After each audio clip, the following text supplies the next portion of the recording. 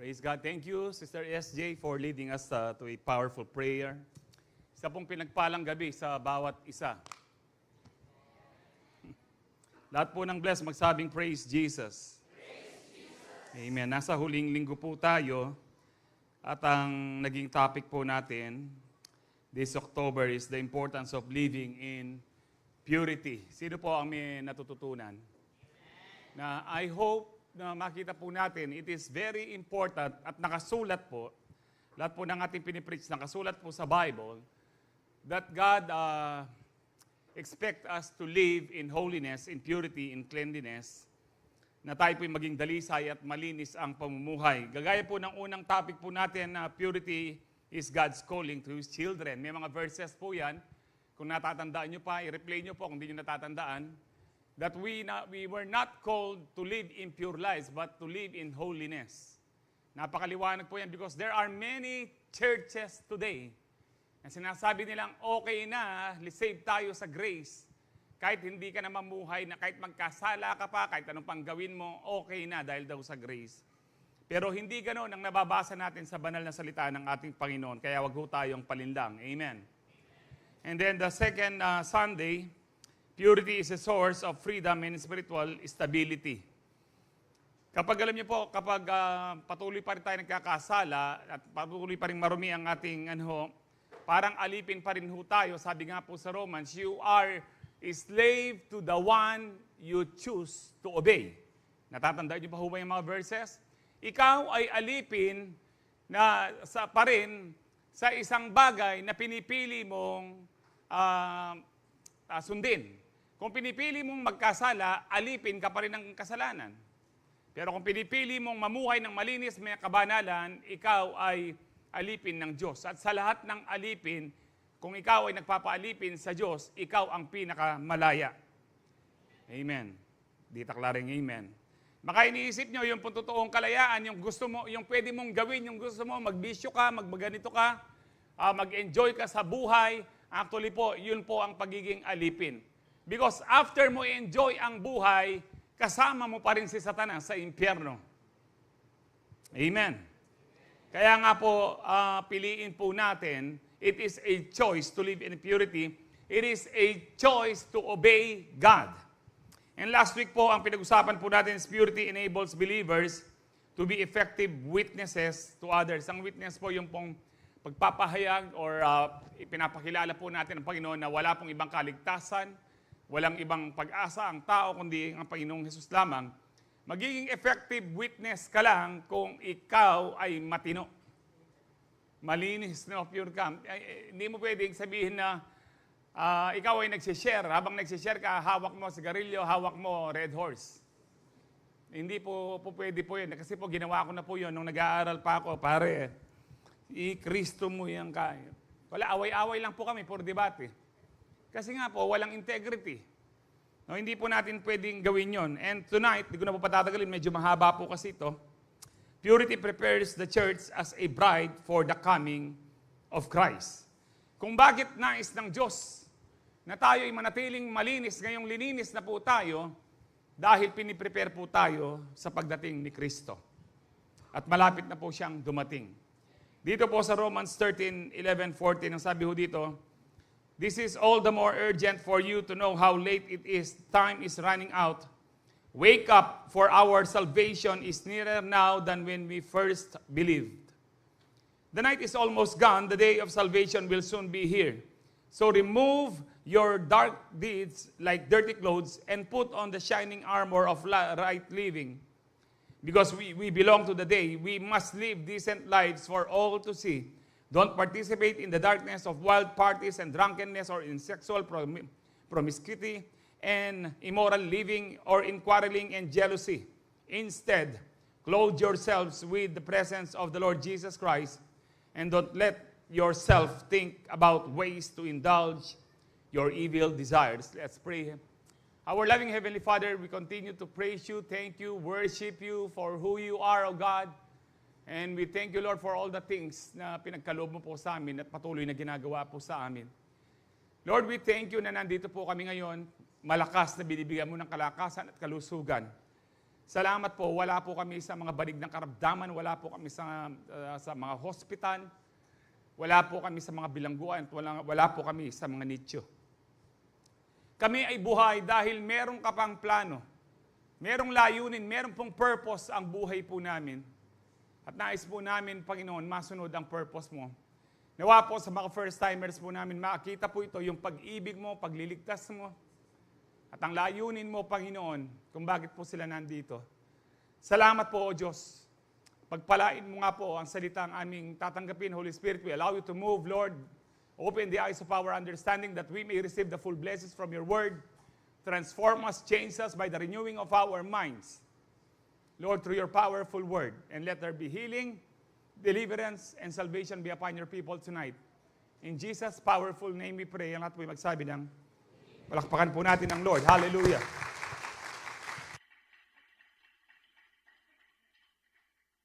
So tingnan po natin ang ating introduction po na text. Ang sabi po ito po ay sinulat ni Paul sa mga Kristiyano sa Roman. So mga Romanong Kristiyano ito, di sila Romano Katoliko. Sila ay Roman Christians. No, mga Kristiyano na sila, pero sabi ni Paul, this is all the more urgent for you know how late it is. No, late na daw noon pa. Time is running out, nauubos na ang oras. Wake up. Magising kayo. Bakit po mga Kristiyano itong mga ito? Pero tulog po sila, for our salvation is nearer now than when we first believed. If this declaration of Paul, almost 2,000 years ago, sinasabi po niya, malapit na ang pagdating ng Panginoon, think about today kung gaano nakalapit dumating ang Panginoon natin. Yung pong mga lindol pong yan po yung nakaprophesy sa Matthew 24, Luke 13, Mark 13, tsaka po Luke 17. Nandyan po lahat po yan na baka sabihin nyo, opo, sinasabi ng PhilVox, normal daw yan araw-araw. Pero hindi normal yung araw-araw, halos araw-araw, malalakas ang lindol. That is not normal. Sa Tuesday po, magiging 51 na po ako, pero wala pa po akong nakitang ganyang klaseng lindol.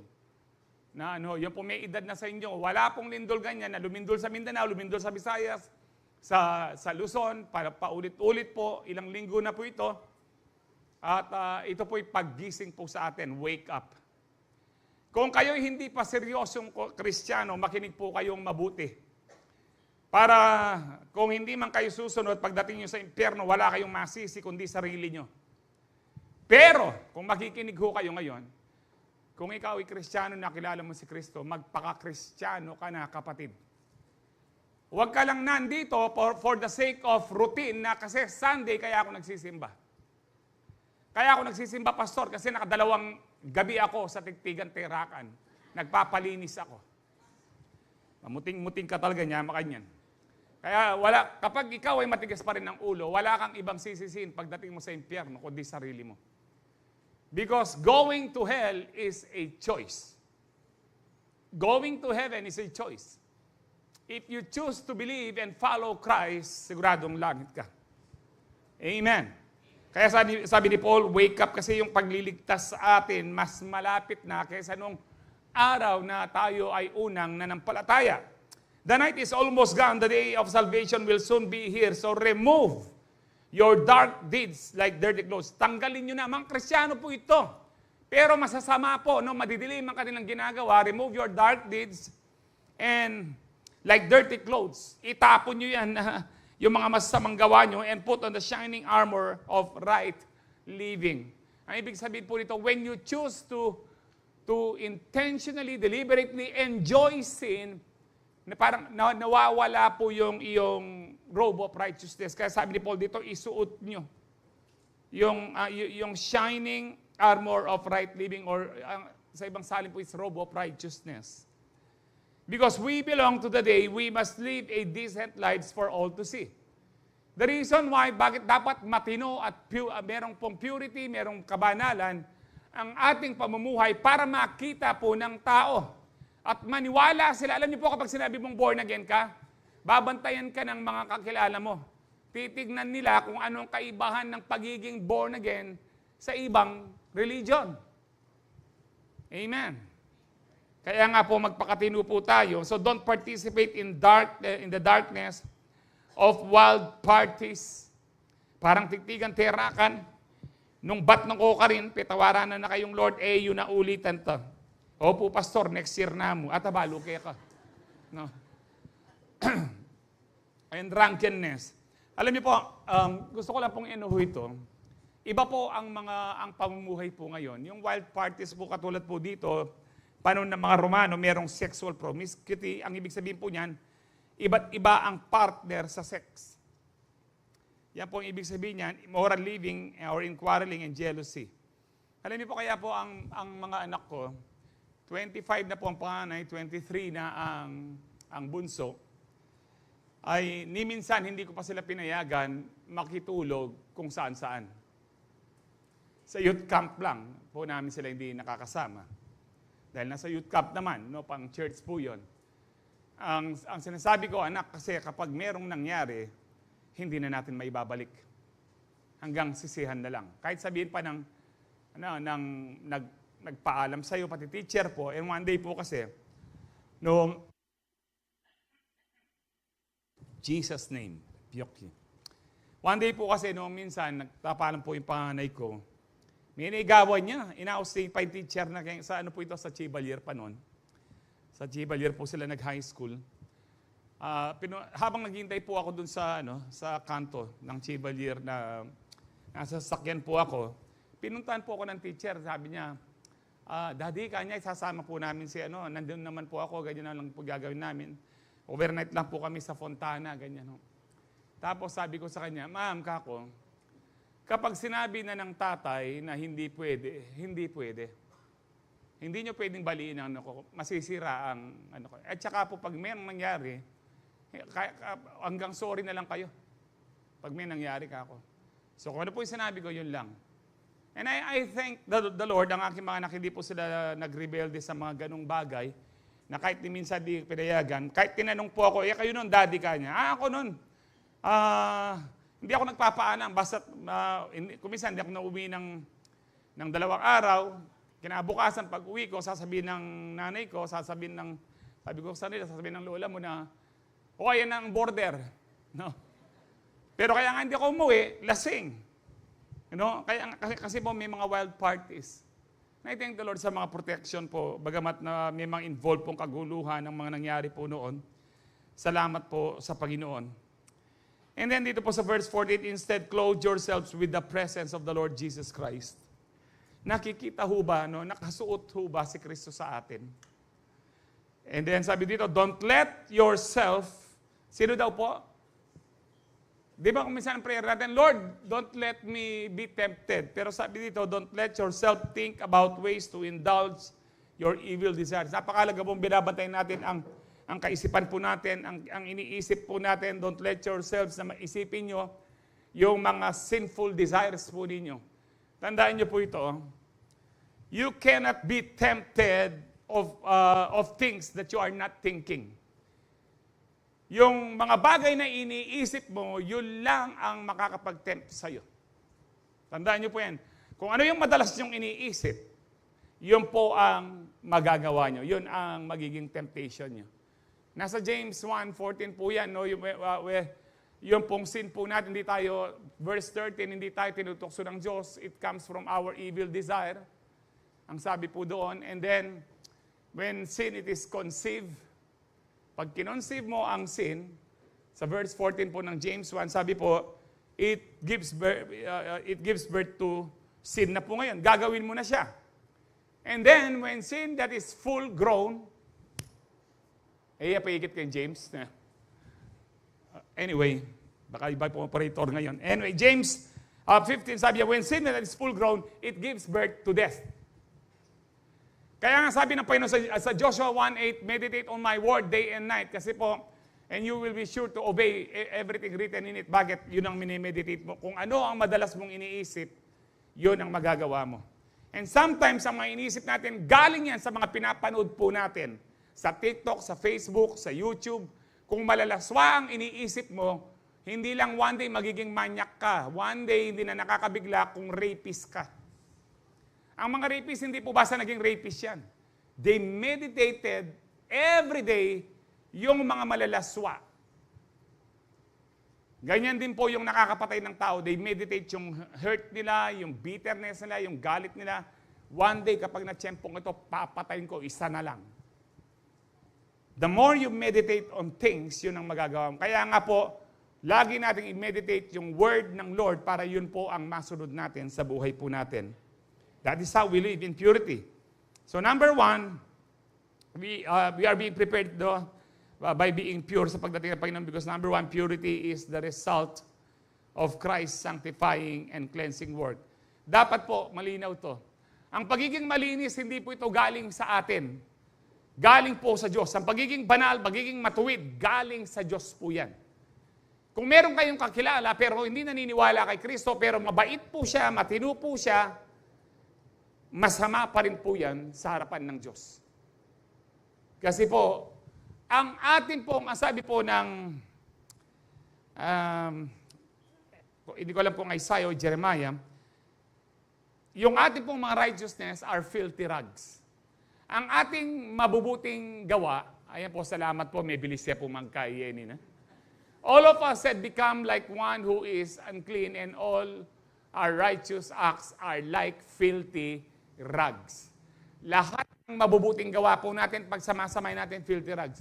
Kapag tinignan niyo po ito sa original Hebrew, kasi Hebrew po sa pagkakasulat ang Old Testament, ang filthy rags, ito ang ibig sabihin niya. Kasi po, masyado pong sobra. Kaya hindi po nila itin-translate ng literal. Ang filthy rags po dyan, ang ibig sabihin po, used, ginamit na sanitary napkin. Eh noon po, wala namang po nabibiling Anula branding kayo, Close-Up, Colgate. Basahan lang po siya.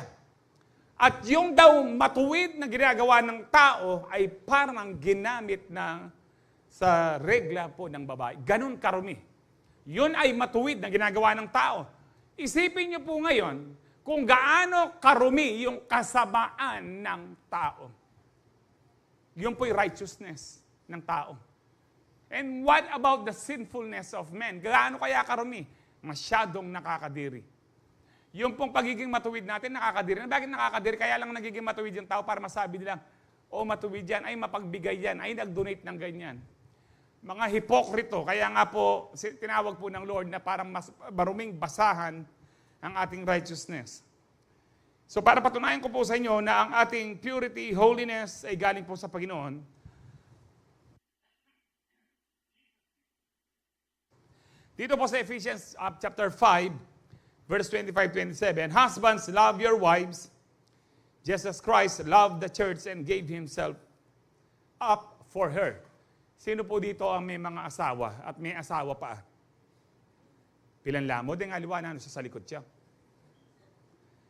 Ulit po, patas ko lang po ng kamay, kung di po kalabisan sa inyo, nino po rin atin ang asawa kaya kayo. Yan, no? Para sa babae ito kasi, para maswelo kayo kayong babae. Sabi po dyan, husbands, love your wives. Tayong mga asawang lalaki, paano natin mamahalin ng ating asawang babae? As Christ loved the church. Paano minahal ni Kristo ang church? Sino po ang church? Hindi po ang building. Ang church, ang mga mananampalataya. Tayo. Mga taong nananampalataya kay Kristo. Yun po talaga ang ibig sabihin ng church. Ecclesia sa Greek po. No? So paano daw po niya inibig? He gave Himself for her. Mga asawang lalaki, kaya nyo bang ibigay ang buhay nyo sa inyong asawang babae? Ano yung asawang babae? Liyan, alaya mong kape na, palibunto ka, may bundakan laklakan na. O yan, may bayo na, kami gagana ka, dindam na nini. No? So, ganito po ang pag-ibig ni Kristo. Segue lang po yung, bakit binigay niya yung sarili niya sa church, sa atin? To make her holy, and then cleansing her by the washing with water through the Word. So pinabanal tayo sa katawan ni Kristo, sa kanyang dugo, maging sa kanyang mga salita. Two things. Tayo ay pinabanal, lininis, ginawang matuwid, sa kanyang kamatayan sa krus, sa katawan niya, sa dugo niya, at sa kanyang banal na salita. Dalawang bagay po, huwag niyo pong kakalimutan yon. And to present her to Himself as a radiant church. Para i-ready po ang church tayo po na makasama po natin siya as a glorious church without stain or wrinkle or any other blemish but holy and blameless. So hindi po totoo yung mga sinasabi ng mga ibang pastor na kahit datnan ka ng Panginoon na nasa immorality ka, nasa wickedness ka, kukunin ka pa rin ng Diyos. Hindi po totoo. Tayo, ang kukunin niya yung mga without stain, wrinkle, or any other blemish but holy and blameless. Ay, paano ito, pastor? Nagkasala. Alam niyo po, hindi po tayo naniniwala sa once saved, always saved kasi yun ang nakasulat sa Bible. Wala pong statement, napakaliit na phrase, once saved, always saved, period. Pero hindi mo makita na kahit isang verse. Ang sinasabi dyan, maging banal tayo. Amen. Amen. Mas paniwalaan nyo lang yung word na yun. Siyempre, itong word ng Lord. Ito pong word po ng Lord. Pero hindi tayo naniniwala na minsan ka lang nagkasala, nawawala na ang salvation. Ito po yung ano eh. Halimbawa, kanina, may pali ka buntok kasi kinat ka ng isang driver. Pero sino na po nagtagumpay sa ganyan? Ako po ngayon, napagtagumpayan ko na yan. Minsan, hindi ko alam ba't ako minumura nung tricycle driver, babae pa man din. O na yung maksarayin kay ko, ati kong sounds, makisangal ko. Lalo yung may busit. Siguro ba na, muting-muting ini pa, nagkasakulinak. Checkpoint, ganyan din po, minumura ako. Pero yun, naririnig ko, sabi ba, nang gawa ko kayo niya, databuring ugali. Kasi ako, kapag mga namamasadang ganyan, ginagawa ko yung mga ugali nila, akala ko okay lang. Yung bigla ka na lang ikakat, ganon. No? So bigla akong kinakat para ma-overtake ko sa nagbabasya ng, tinagal na ako mo, tsaka yung managkas. Pero alam, sa grace po ng Lord, binabago po tayo. Pero kung nagkasala ka man, it doesn't mean na mawawala po yan. Kailan mawawala yung salvation? Yung kanina sa James. When sin that is full grown. Pwede natin pakita ulit, mayroon na din sa verse 15. No? Ang sabi po dyan, then after desire has conceived, it gives birth to sin, and sin when it is full grown, matured na, it gives birth to death. Anong death yan? Kamatayan sa ano? Hindi po. Banal ka man o makasalanan, lahat tayo mamamatay. Anong kamatayan yan? Kamatayang spiritual. Hindi totoong pag na-born again ka na, hindi ka na pwedeng ma-unborn. That is true, no? Hindi ka pero ang totoo, na-born again ka, nabuhay ang espiritu mo, pwedeng mamatay yan. Pwede po mamatay po yan na ano. Pwede po natin tignan po yung Revelations 2 yung kagabi. Awaken what is about to die. Ang sabi po ng Panginoon mismo no, sa church. No, I think Revelations 2 ata yan. Beginning verse 1. Yan, sabi diyan, wake up, strengthen what remains and is about to die. Ano yung mamamatay sa ano? Yung, hindi po. Yan po yung ating ilaw, yun ang ating spirito. For I have found your deeds unfinished in the sight of my God.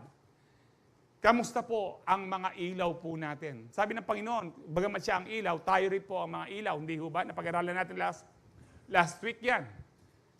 Yung ilaw mo, namamatay na. Yung pagiging born again mo, namamatay na. Kaya po hindi po totoong hindi ka na mamamatay. That is not true. So anyway, basta explain ko pa po mamaya yan sa point number 2. Tignan po natin ito na yung dalawang bagay na nagpapalinis po sa atin, Christ made us holy by sacrificing His body for us. Ito po yung mga verses na tayo po ang ginawa po ni Kristo sa krus, ang naglinis po sa atin. Halos nasa book of Hebrews po ito. Hebrews 10:10, for God's will was for us to be made holy by the sacrifice of the body of Jesus Christ once for all time. Minsan lang. Hindi po every year namamatay si Kristo or every year meron nagpapapako sa krus. Once and for all.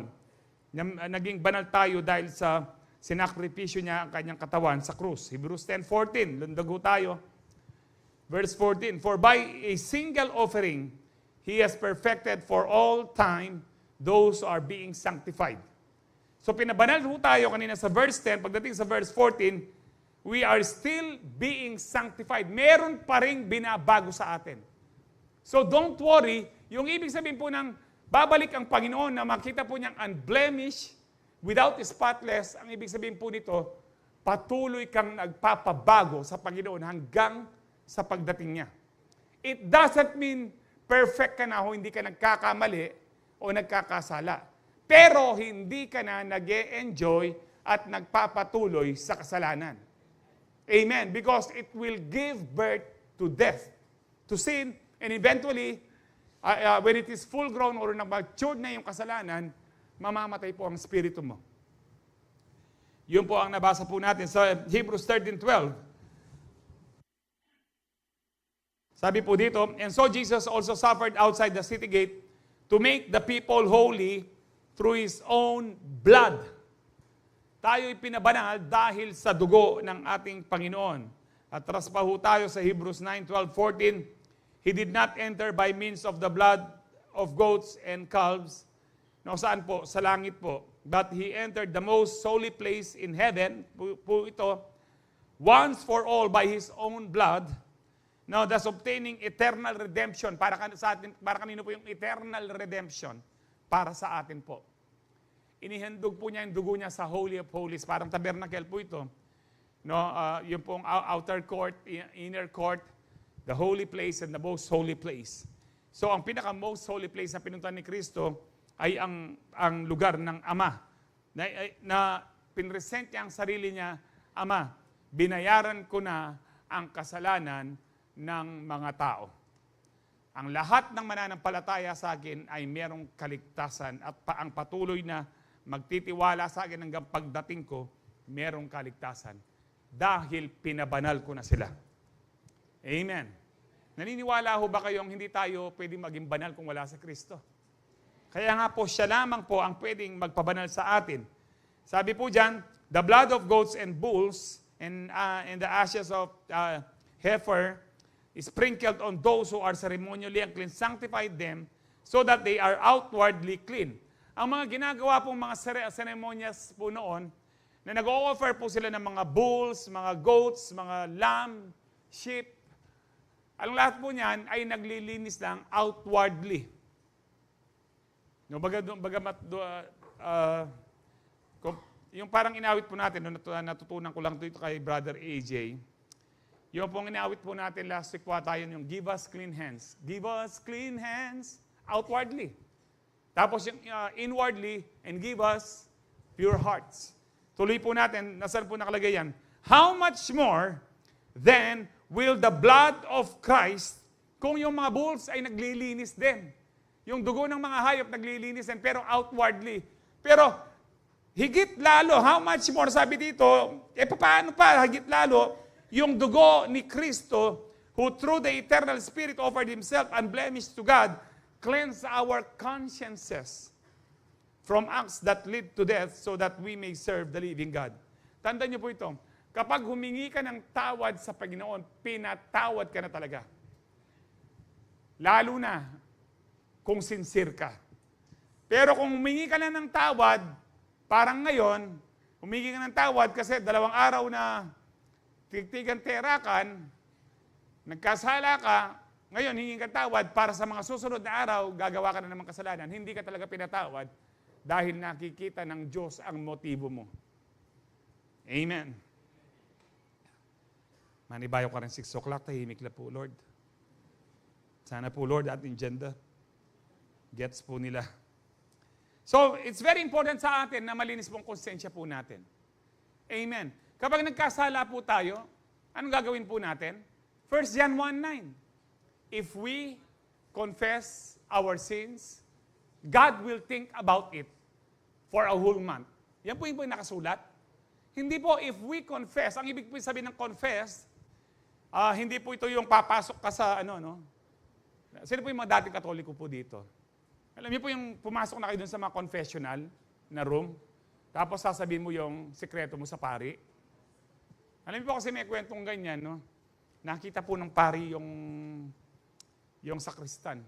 Kaya pala kulang yung offering, binubulsa nung sakristan ng mga ilan. Lalo na yung mga papel.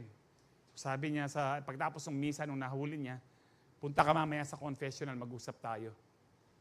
Tapos sa confessional, diba, 2 po yun? Tapos sa gitna po yung so nasa gitna po yung pari at dito po yung sabi ng pari, kapag pangana mo po na rin, tayong makikitagal. Sabi niya, ikit na ka nandin, pemulsa mo rin offering ka niya. Na ano po, Father? Eli ko po antigen. Sige po, tagalugin ko. Nakita kita kanina, kanya. Kinukuha mo yung offering, binubulsa mo. Ano po, Father? Hindi ko po marinig. Magmaklak-maklakan ka pa mo, nagbibingi-bingian ka pa. Nakita kita kanina, kinukuha mo yung mga offering. Hindi ko po talaga maintindihan, Father, kanya. Gusto niya po, palit tayo, kanya. Baka po dyan marinig ko.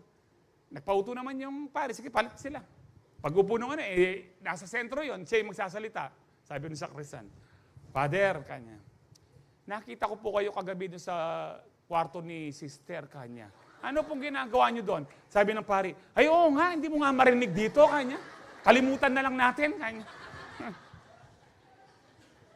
Now, if we confess our sins, ang ibig sabihin po ng confess, if you admit na ikaw ay makasalanan, kung ina-admit mo, inaamin mo, nagkasala ka, God will forgive you. Pero kung hindi mo inaamin na nagkasala ka, He will never forgive you. Inaamin ko naman sa Diyos pero kung nagkasala ka sa kapwa mo, ina-admit mo sa Diyos pero sa kapwa mo hindi mo ina-admit, hindi po pwede yun.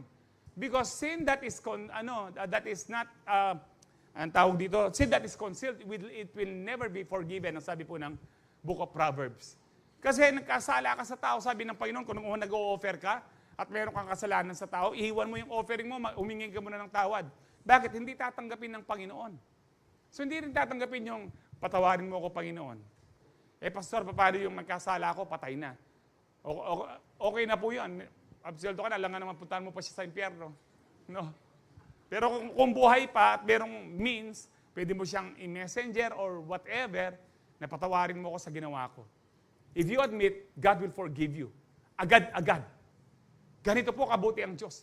Hindi ka lang niya patatawarin dahil marumi ka dahil sa kasalanan, and will forgive us our sins and purify us from all unrighteousness. Amen. Kaya nga po pag nagkasala ka lang, hingi ka lang ng tawad. And then, pag sabi ng diablo, ikaw nagkasala ka, sabihin mo sa kanya, hiningi ko ng tawad dyan. Because, sabi ng Romans 8:1, there is therefore now no condemnation to those who are in Christ Jesus. To those who do not walk according to the flesh, but according to the Spirit. Wala nang condemnation, sabi mo sa diablo, pinatawad na ako ng aking Panginoon. Huwag na kayong makonsensya kung dati ka mang rapist o dati ka kung ano man yung mamamatay tao, dati kang satanista, dati kang mangkukulam. Alam niyo po, may mga naboborn again na mangkukulam po dito. Siyempre, hindi ko nasasabihin sa inyo, no, baka iwasan niya o kaya. At apat po, nung pong na-discover ko yan, apat sila. Nahirapan po akong huminga. Wednesday yun, bago-bago pa lang ang midweek po nun.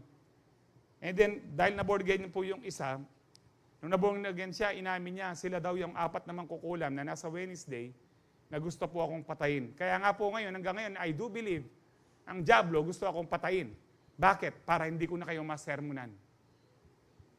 Pero sino po nag-i-enjoy sa salita ng Panginoon? Kahit masakit. Pero para po sa ating kabutihan. Amen.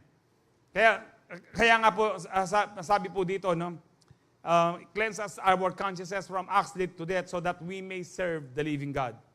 So Jesus entered heaven once and for all by offering His own perfect blood, securing eternal redemption. Perfect blood po ang Panginoon. Tayo po kahit i-offer pa natin ang lahat ng dugo po natin, hindi po tatanggapin ng Diyos yan, marumi po tayo. And then ang sabi po dyan, no, securing eternal redemption and cleansing our consciences, unlike the repeated and temporary rituals of animal sacrifice. So yun po ang una, we are cleansed because of the blood of Jesus.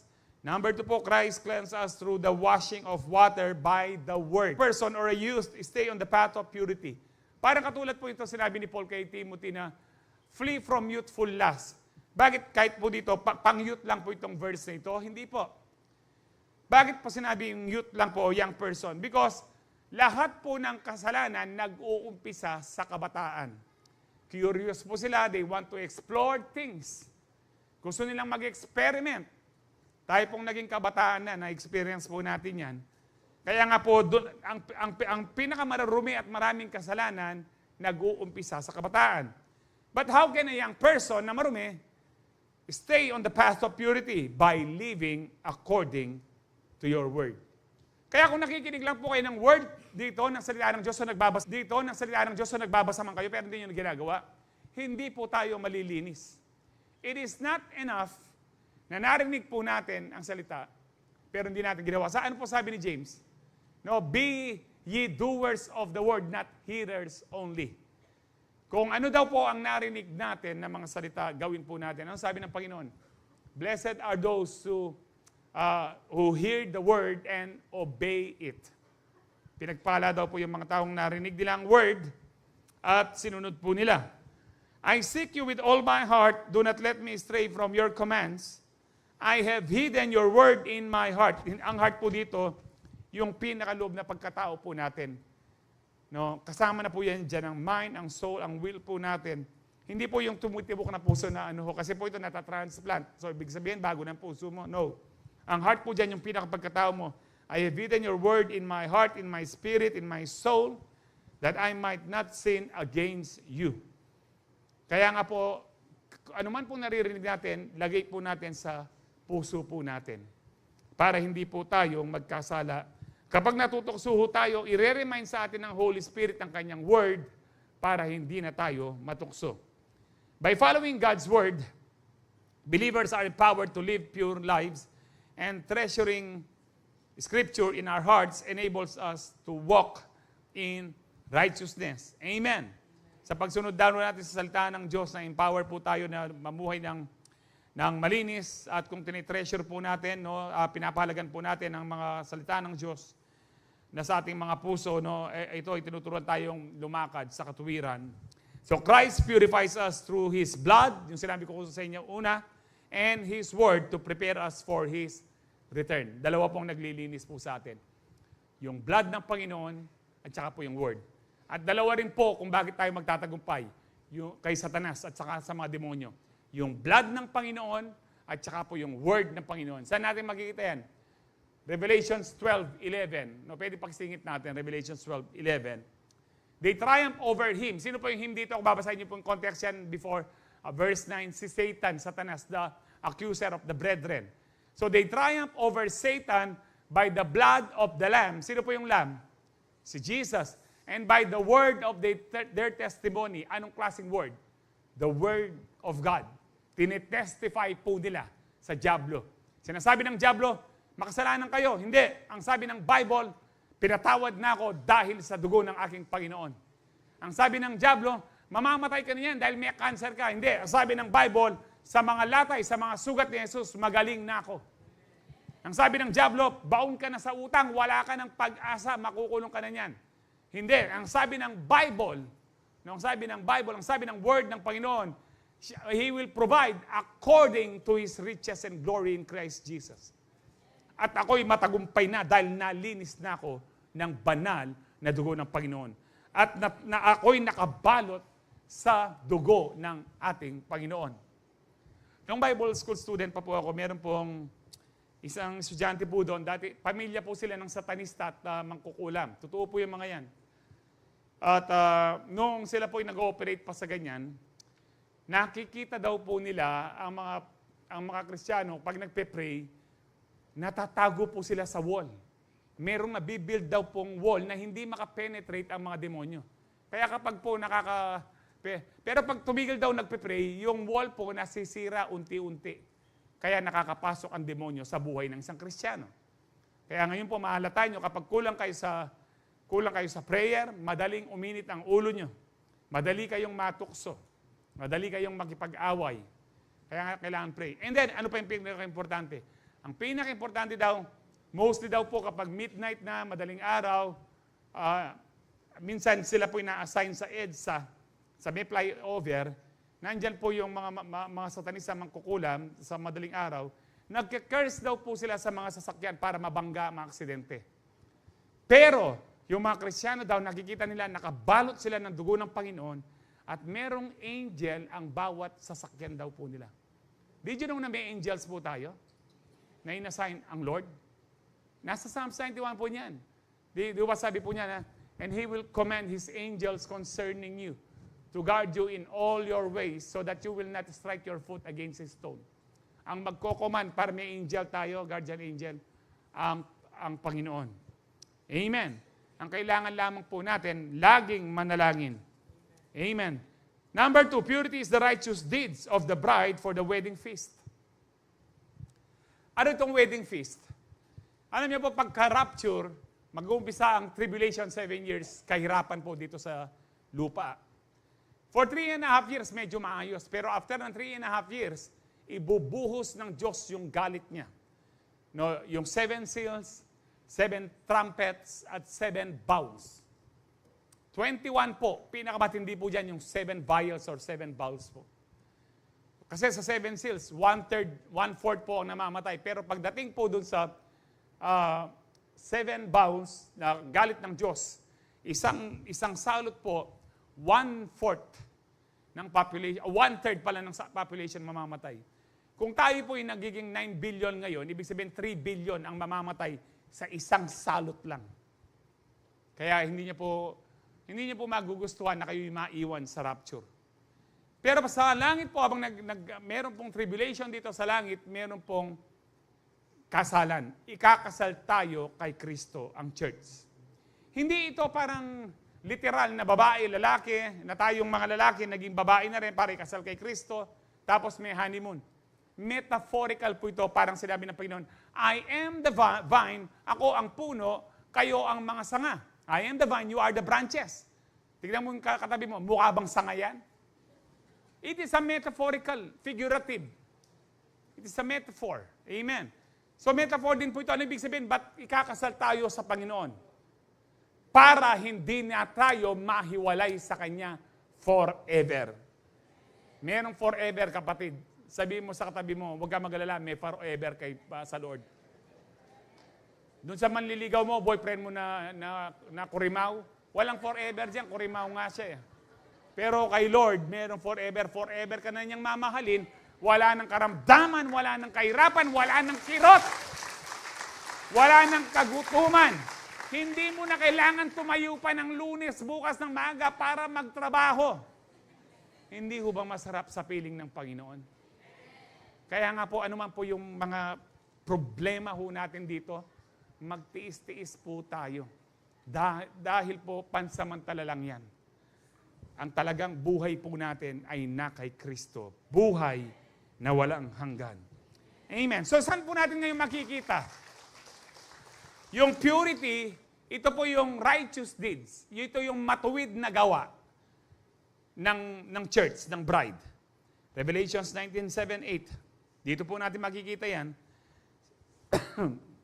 Let us rejoice and exult and give Him the glory, si Lord po. For the marriage of the Lamb has come, and His bride, sino po yung bride? Tayo. His bride has made herself ready. Sino ang magre-ready sa atin? Si Kristo? Tayo. Paano natin tayo magre-ready? Tulad yan, hindi tayo papalyang mag-pray, magsimba, at mag-attend ng CU. We need to pray. We need to prepare ourselves.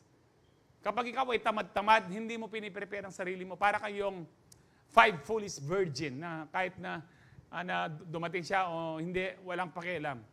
Ang tunay na Kristiyano, ang inahangad mo araw-araw, Lord, sana dumating ka na. Yun po ang mga inahangad ni na Peter, ni na Paul. Kaya po yung ano nila, eagerly na hinihintay po nila ang Panginoon. Pastor, pag ganyan ang prayer mo, parang selfish ka. Hindi po. Kasi hindi naman, kahit pag gusto mong dumating ang Lord, hindi naman siya darating dahil sa prayer mo. Pero yun ang puso mo, Lord, gusto na kitang makasama. Pero kasi ang lahat ng yan, nakatakda kung kailan darating ang Panginoon.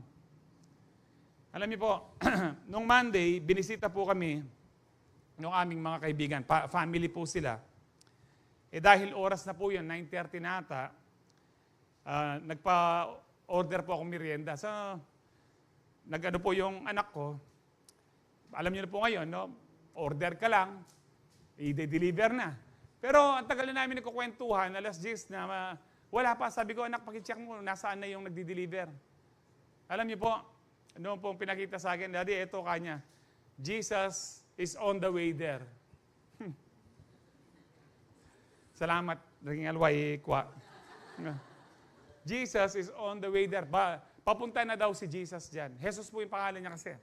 Ito pa yung maganda. Pagdating po nung in-order ng anak ko na pizza, ang pangalan ng pizza is, sa Kapampangan pizza, Lagyan na itang picture, kaya po. Angel's Pizza. Jesus is on the way there, kanya po. Nagulat kami po, kala namin, rapture na, susunduin na tayo ni Lord. No? Ngayon, hindi na pala, tsaka po social na si Jesus ngayon, hindi na siya mana. Pizza na. Alam niyo, ang mana, angel's bread yan eh. Ngayon, hindi na lang angel's bread, angel's pizza. Delivered by Jesus Himself. Anyway, verse 8, tuloy po natin ito. Sabi po dito, it was granted her to clothe herself, damit pangkasal. Ito pong clothe herself, with fine linen, bright and pure. So iba po yung robe of righteousness natin, panatiling po nating malinis yan, para pagdating niya makita po tayong spotless, blameless. And then, pag ikakasal na ho tayo sa langit, bibigyan po tayo ng alinho, ng damit pangkasal. Yung fine linen, bright and pure. For the fine linen is what? The righteous deeds of the saints. It is true that we are not saved by works. We are saved by grace through faith alone. Pero, very significant, very important, ang paggawa ng mabuti. Not for us to be saved, but for you to know that you are really saved. Paano nyo malalaman na talagang ligtas kayo? Tignan nyo yung mga gawa nyo. Lalo na doon sa mga private time po ninyo. Tignan nyo yung mga gawa nyo, tignan nyo yung ugali nyo. Kapag maganda ang ugali nyo, maganda ang ginagawa nyo, pinapatunayan mo lang na ikaw talaga ay ligtas sa grace ng Lord. Ano pa? Ang paggawa po ng mabuti, ito po yung piniprepare po yung damit pangkasal po natin. Palagay nyo yung damit pangkasal nyo hanggang saan na siya? Hanggang, ngayon po ang tawag daw dyan, crop top, no? Tama? Ha? Crop top. Chocolate yata nga manong ko, Crop top. Kasi nung panahon po namin, tawag dyan, 1980s tawag po dyan is hanging shirt. Meron ang atin ng edad kaya kayo, baluye po ito. Pagdating po ng 90s ni Rene Requestas, tinawag po niya yung unghang shirt. Palagay nyo yung damit pangkasal nyo, baka nandito pa lang, no? Makalto ka pa. Kaya nga po, napakahalaga ng gumagawa ng mabuti. Na maging masipag tayong gumawa ng mabuti. Kasi ito po yung purpose sa atin ng Lord. Mapupunta tayo dyan mamaya. So, one thing we can do to prepare for the coming of Christ is to do the things that are pleasing to Him. Ano yung things that are pleasing to Him? Yung mga good works. Now, beware, there are good works, seemingly good, but they are evil in the eyes of God. Ano po yun? Meron pong kwento. Nagmamadali po yung dalawang Kristiyano na pumunta sa Bible study. Naglalakad. Banda po sa bangketa, meron pong parang natumbang mama, naghumingi po siya ng tulong, inatake ata. Ang sabi ng isa, tulungan natin. Ay hindi, malilate tayo sa Bible study. Ay oo nga, no? Mag-Bible study lang tayo. Palagay nyo, mabuti yung pupuntahan po nila, Bible study. Pero naging masama kasi iniwan po nila yung umuhihingi ng tulong. Anong kwenta ng Bible study kung hindi nila in-apply? Ano pa? Fasten your seatbelt. Marami po akong example na it seems good, but they are evil in the eyes of God. Lord, hindi mo na ako magta-tithe at saka offering ngayon. Ipangtutulong ko siya dun sa kaibigan ko, ipangtutulong ko dun sa kapatid ko. Kaya hindi mo na ako magta-tithes. Anong masama nun, Pastor? Ipangtutulong naman. Oo nga naman, no? Ang masama, ano po? Una, sabi ng Lord, unahin siya. Amen. Hindi ba naintindihan ni Lord? Ito pa ho, para mas maunawaan nyo. Kapag sinabi mo sa Diyos, Lord, hindi mo na ako magta-tithes at offering. Ipantutulong ko naman, Lord. Parang sinasabi mo sa Diyos, Lord, hindi mo kasi tinutulungan yung kapatid ko, kaya akong tutulong. Wala ka kasing ginagawa. Kaya itong tithes sa para sa'yo, sa kanya na lang muna. Sinasabi mong parang walang ginagawa ang Diyos. Nakukuha niyo ba? O baka next week niyo pa makuha? No, naalala niyo po yung next week na next week pa lang niya nakuha? Para kaya pa niya biyan ng next week, Pastor. Yung pong nakita yung kaibigan niya, Sinampal niya kanya. Bakit mo ako sinampal kanya? Ang sabi mo, slow ako kanya. Last week pa yun eh. Oo nga, ngayon ko lang na-gets kanya. Yung iba po, kung di nyo na-gets, baka next week nyo pa mag-gets. Kaya nga pag sinasabi mong, Lord, hindi muna ako magda-tithes, mag-offering kasi pantutulong ko siya para sinasabi mong, ako muna ang magiging Diyos, Lord. Kasi nagkukulang ka eh. Hindi pinabayaan mo sila, Lord eh. Kaya ako muna. Ganon ka kabalasubas, kapatid. Pero kung sinabi mong, Lord, uunahin kita. At ang ibibigay ko, Lord, alam ko, ibabalik mo yan ng siksik-liglig umaapaw para may mapantulong akong mas marami. Alam niyo po, pag inunan yung Lord, mas marami kayong matutulungan. Binabastos po natin ang Diyos pag sinasabi po natin yun. Marami na po akong narinig na ganyan Pastor, pinantulong ko Para mo sinabi sa Diyos, walang ginagawa ang Diyos. Buti ka pa, mas mabuti ka sa Kanya. Lamaran. So we're not saved by doing good, but by grace alone, through faith in Christ. However, good works that please God are the fruit of our salvation, empowered by His grace. Yung pong salvation po natin, grace and faith is the root. Pero yung, the fruit, the root, ang pinagmulan ng ating salvation is the grace, the root. But the fruit of our salvation is yung good works, ang bunga. Kaya pinuputol ang bawat sangang hindi nagbubunga. Napag-aralan pa lang po natin last month yan. I am the vine, na sinabi po ng Panginoon. Tignan po natin, alam po natin, saved by grace. This is very familiar verse, Ephesians 2:8. Ang alam lang po natin, 8 and 9. Pero hanggang 10 po ito. For by grace you have been saved through faith, and this not from yourselves. Kayo'y naligtas sa pamamagitan ng biyaya na nanampalataya kayo kay Kristo at hindi galing sa inyo. It is the gift of God. Regalo ng Diyos. Kaya nga po libre. Regalo ng Diyos. Kaya po ako naniniwala ko maraming Pilipino ang maliligtas na marami.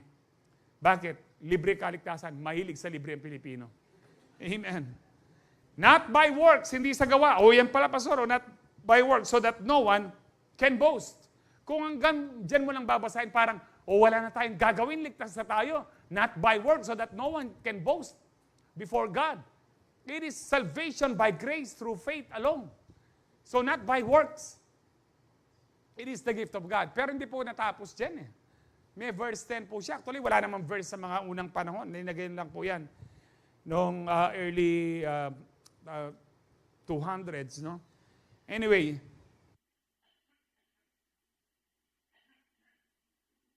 Jesus' name. And then verse 10, for we are God's handiwork. Tayo'y ginawa ng Diyos. Genesis chapter 1, 26-27. Ayon sa kanyang wangis. Ayon sa kanyang image and likeness. And then, ginawa tayo ng Diyos, created in Christ Jesus. Nagkasala tayo, pero kinreate tayo, new creation, born again tayo, because of Jesus. Ginawa ng Diyos, nagkasala, created in Jesus, new creation po tayo.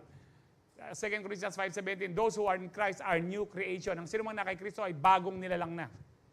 Amen. So, na-born again tayo kay Kristo, para saan? Ano po nakasulat dyan? Hello?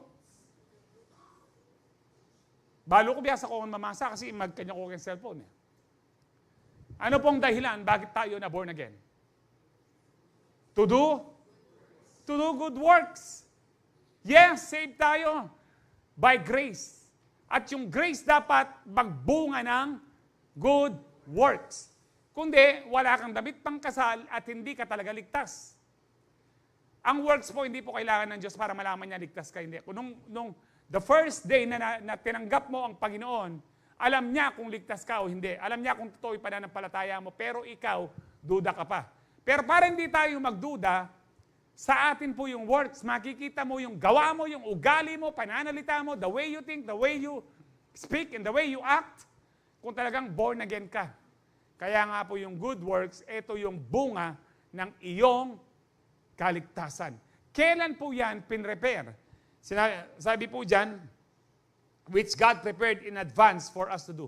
Ang ibig sabihin po niyan sa ibang salin po, which God prepared since the beginning of time. Noon pa man, ang nais ng Panginoon, ginawa niya ho tayo, binorn again niya po tayo. Binago niya tayo, lininis niya ho tayo para makagawa ng tunay na kabutihan. Hindi po yung kabutihan nakaplastikan lang. Amen po ba? Saan pa po? Titus 2:11-14. Jesus' name. For the grace of God has appeared that offers salvation to all people. Na it teaches us, grace teaches us. No, ang grace po ang nagtuturo sa atin. Kung ang teacher, ang grace or the Spirit of grace or the Holy Spirit, ano ho tayo? Kung merong teacher, merong students. Anong ibang tawag po sa students? Disciple. Bakit disciple? Dinidisiplina ho tayo. Amen. Hindi automatic na, saved na ako by grace. Automatic magiging mabuti na yung gawa ko. Hindi, kailangan kang merong self-control, meron kang self-discipline. Tinuturo sa iyo ng Holy Spirit, tinuturo sa iyo ng Spirit of Grace. No, tinuturo po sa atin yan. No, kaya po dito, sabi po dyan, it teaches us to say no to ungodliness and worldly passions. Tinuturuan tayong tumanggi sa anumang kasamaan and tinuturuan tayong mabuhay to live self-controlled. Sabi niyo po, self-controlled. Alam niyo ho ba, hindi lahat kontrolado ng Diyos. Yung sarili po natin, ang may control niyan, tayo. Kaya hindi God-controlled. Ang tawag po diyan, self-control. Ano man ang ginagawa mo, hindi mo pwedeng, nanong aso kanina, sangkanan ng Diyos. Isisi sa Diyos. Meron tayong self-control. Meron tayong free will. Freedom to choose. Amen. So yan, hindi po yan God-controlled. At hindi rin po yan flood-control. Amen. Yan po yung self-control. So pinito na tayong maging self-controlled, upright, and godly lives in this, kailan po? Sa buhay po ngayon. While we wait for the blessed hope. Ano po ang blessed hope? The appearing, sabay-sabay po natin basahin to. The appearing of the glory of our great God and sino daw po ang great God? Sino ang Savior? Savior? Na ngayon nung paniwalan niya pa yung palasyo ng Voltes 5. Mamuting-muting na ka talaga. Ilang verse po yung pinakita natin last week na si Kristo hindi lang basta tao. Siya ay Diyos nagkatawang tao. Ayan po, great God. Kahit anong translation, Kapampangan, Ilocano, Chinese, Koreano, sige lawin niya. Tinawag po siyang dakilang Diyos at manunubos. Amen. Now, tuloy po natin, who gave Himself for us to redeem. Binigay niya sarili niya para tayo ay matubos sa lahat ng kasamaan from all wickedness and to purify for Himself. Kaya tayo pinurify para po sa Kanya na maging bride niya ho tayo. Ay people that are His very own. Ano pong kasunod? Eager to do what is good. Bakit? It is because of the grace of God. Ano po yung eager? Yung excited ka. Very, very passionate ka na gumawa ng mabuti. Kung hindi ka passionate na tumutulong, tamad kang gumawa ng mabuti, tamad kang mag-pray, yun din po yung mabuti, matamad kang mag-attend church or see you, tamad kang magbasa ng Bible, you can be sure of this. Baka hindi ka paligtas. Kasi ang ligtas sa biyaya ng Panginoon, meron kang kapangyarihan. It means the grace of God empowers you to do good. It empowers you to obey God. Amen. Kaya nga po, grace is not a license to sin.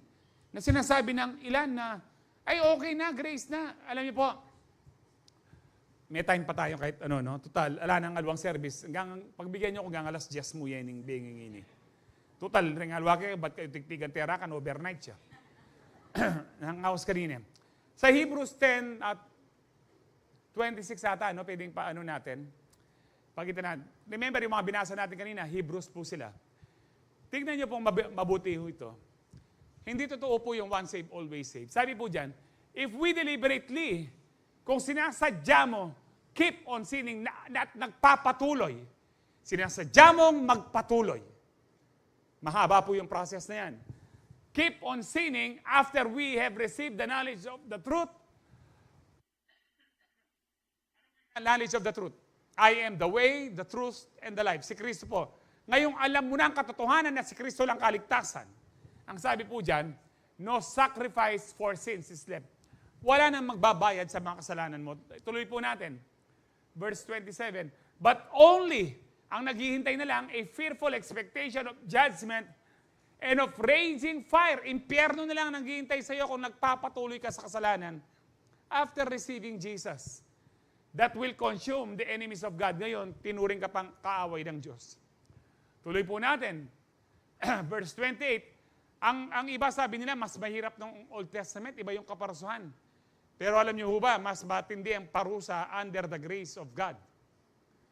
Diyan po yan sa 28 at 29. Makinig po kayong mabuti. Anyone who rejected the law of Moses died without what?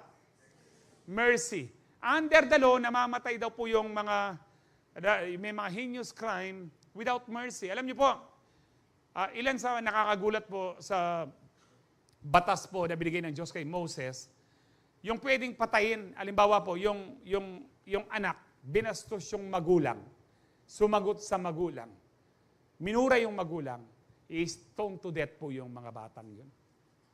Ilan na sa atin ang minurang magulang natin? Ilan sa atin ang naging pasaway na tayo sa ating magulang? Kung tayo'y nasa under the law, matagal na tayong pinagbabato at namatay. Hindi ba mabiyaya ang Lord? Amen. Pero mas matindi sa biyaya ng Diyos kapag nagpatuloy ka, deliberately what? Keep on sinning. No? Sinasadya mo na magpatuloy na magkasala. Deliberately keep on sinning. Now, without mercy on the testimony of 2 or 3 witnesses, hindi ko na po explain yan, verse 29. How much more? Kung matindi yung parusa nung panahon ni Moses, mas matindi ngayon, how much more severely do you think someone deserves to be punished who has trampled the Son of God underfoot? Bakit sinabing trampled the Son underfoot? If you deliberately keep on sinning, para mong inaapakan si Kristo. Kung sinasadya mong magpatuloy sa kasalanan, para mong inaapakan si Kristo. Yan pong sabi diyan, trample the Son of God underfoot, who was treated as an unholy thing, the blood of the covenant. Parang binabastos mo yung precious blood, yung dugo ng Panginoon. Sabi po diyan, the blood of the covenant that sanctified them, and who was insulted the Holy Spirit. Isa sa pangalan ng Holy Spirit is the Spirit of grace. Kaya nga po siya yung it teaches us. Kung gagamitin ang Holy Spirit, He teaches us. Amen. Now, ano po ang mas matindi? Kapag nagpatuloy ka sa kasalanan, ngayong save ka by grace, mas nakakatakot ang sabi po dyan. Wala nang sacrifice para sa iyong kasalanan. Ang naghihintay na lang sa iyo, impyerno. Kaya kapatid, kaya mo narinig ito at nakukonsensya ka ba, nakukonvict, nais pa rin ng Lord na magbago ka. Praise the Lord. Makalungkot ba? Hindi ba kayo nasa grace naman? Ako masaya po ako kahit ganun katindi yung parusang yon. Hindi ako mag-aalala doon because I don't live deliberately, keep on sinning. Hindi ako nabubuhay na sinasadya ko, intentional, na nagpapatuloy at nag-e-enjoy pa sa kasalanan. Yes, nagkakasala po ako katulad nyo. Parang yung huling kasalanan ko po nung pong last 2 weeks ago na dinugo na naman po ako. Siya nga po pala, pag-pray nyo ako sa November 1, wala po kami sa sementeryo. Sabado po yun. Sa kalooban po ng Lord, baka ma-admit po ako sa St. Luke's. Obserban po ako doon, pati may magagawin po procedure. So ilang araw po ako doon muna. Kung kalooban po ng Lord ito.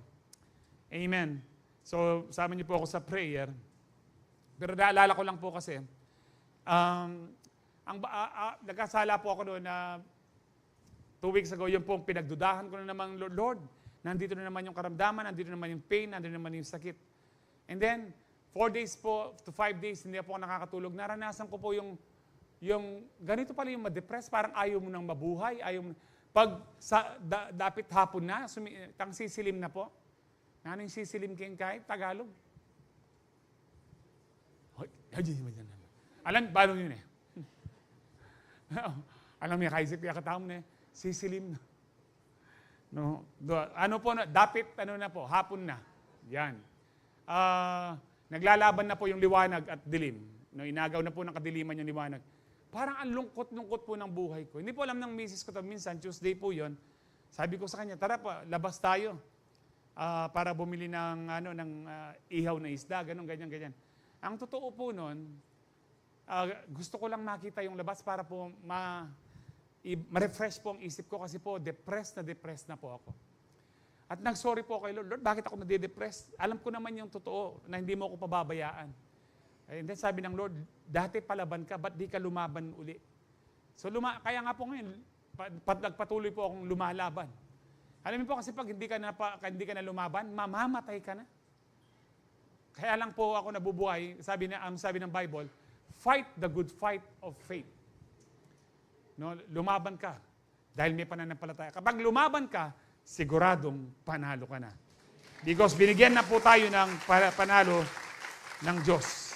So grace empowers us to reject evil, live righteously, and eager to do good in this life while we wait for Christ's coming. Kaya nga po, faith without this is dead. Ang sabi po ni James, as a body without spirit, faith without deeds, or faith without works is dead. Kung sinasabi mo meron kang faith pero walang gawa, patay yung pananampalatayang yan.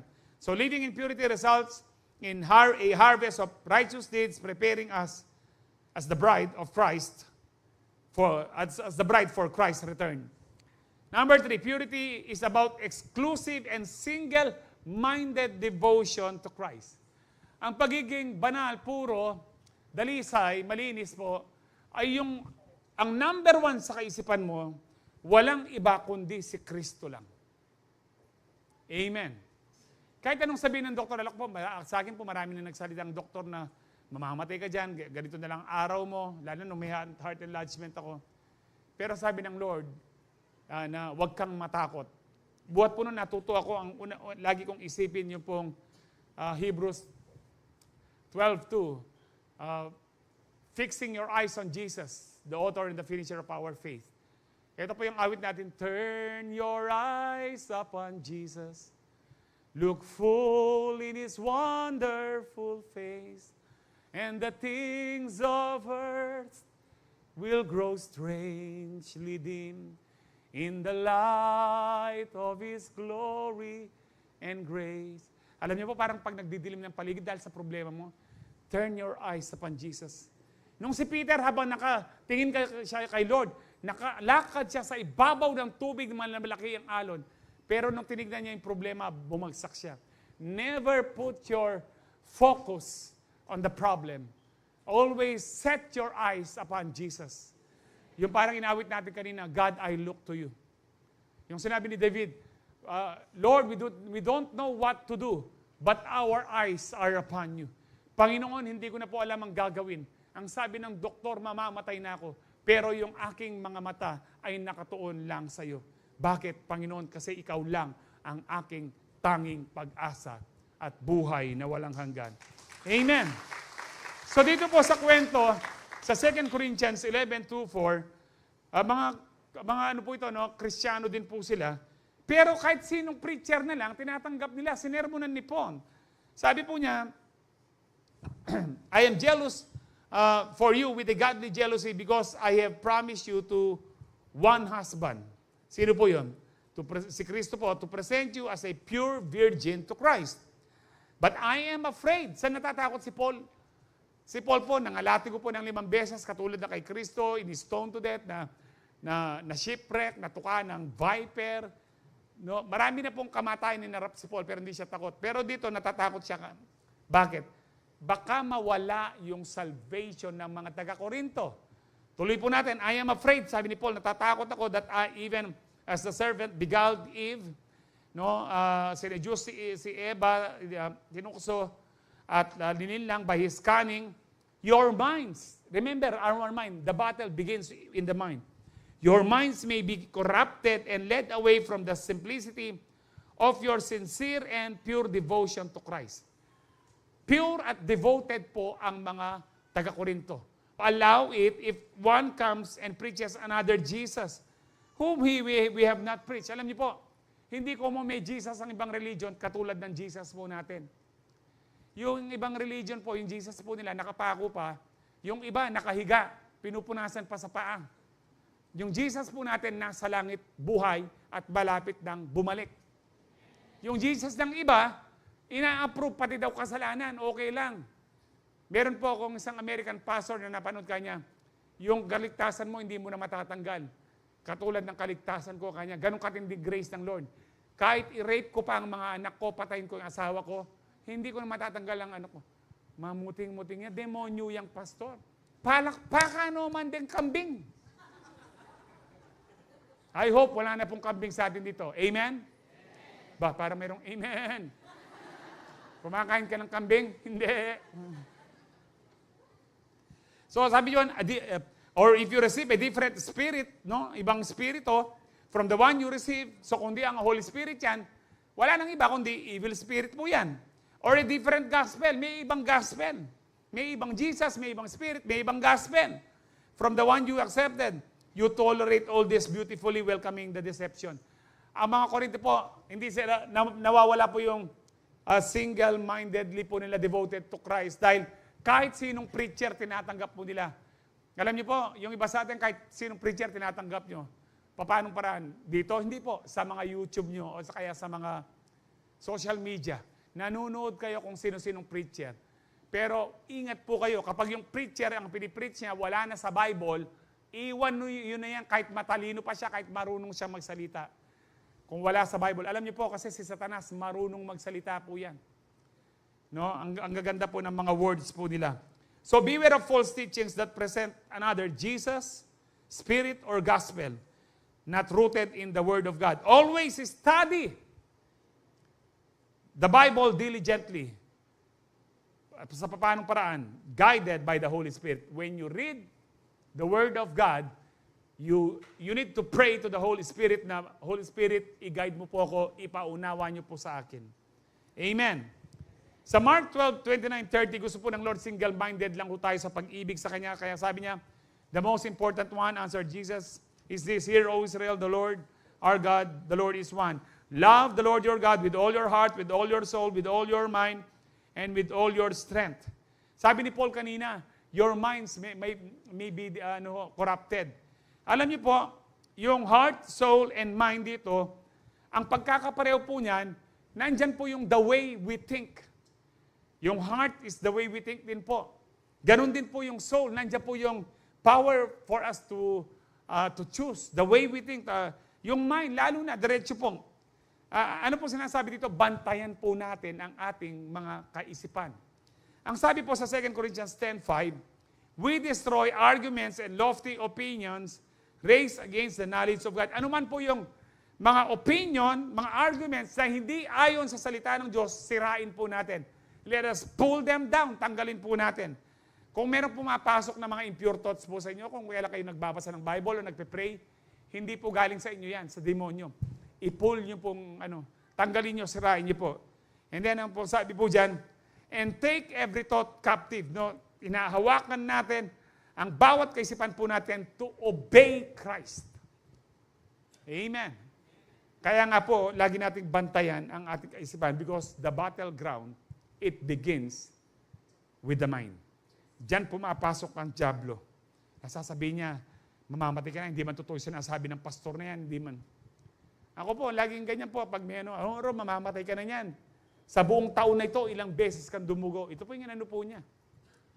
And I thank the Lord na binubuhay pa niya ako dahil meron pang purpose ang Panginoon. Amen. So let us live in purity with pure minds, prioritizing, glorifying, and being fully devoted to Christ. Kung Kristiyano tayo, magpaka-Kristiyano na tayo. Magpaka-deboto tayo. Amen. Hindi yung debotong pag January 9 ba yun? Yun po yung mga deboto, kaya lang mali lang ang pananampalataya. Kung nga ang mga yun po nagpapakamatay para doon sa rebulto lang, tayo po dapat handa nating ibigay, magpakadeboto tayo sa buhay na Diyos. kay Kristo na malapit nang bumalik. Amen. Sabi po dyan, fully devoted to Christ as we prepare ourselves as His bride, eagerly waiting for His return. Sino pong nananabik na dumating ng Lord? Amen. Palakpakan po natin ng Lord. Tayo po'y mag-review na.